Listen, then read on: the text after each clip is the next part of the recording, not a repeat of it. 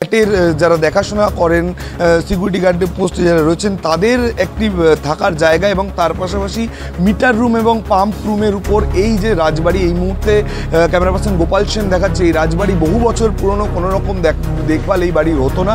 সেই বাড়ির পিছনের দিকের একাংশ ভেঙে এই পাশের বাড়ির বা ফ্ল্যাটের এই যে গায়ে পিছনের দিকে যে মিটার রুম বা রুম এবং কেয়ারটেকার রুম ছিল, সেই জায়গার উপর কিন্তু ভেঙে পড়ে মণিমা এবং সেই ঘরে কিন্তু 6 জন ছিলেন, যার মধ্যে কিন্তু 2 জন গুরুতরভাবে আহত হয়েছেন এবং বাদবাকি 4 জনকে বের করে নিয়ে যাওয়া সম্ভব হয়েছে।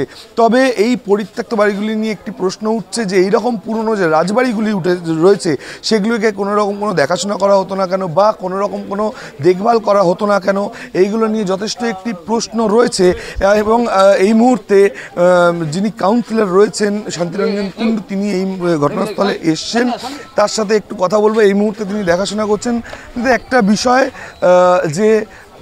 বিষয় রয়েছে যে এই যে পুরনো যে বাড়িগুলি রয়েছে সেগুলো কি কোনোভাবে দেখভাল করা হতো? কারণ তার পাশে যে ফ্ল্যাটগুলি রয়েছে সেই ফ্ল্যাটগুলিতে এই রকম মানুষ থাকছেন, আহত হওয়ার সম্ভাবনা থাকছে।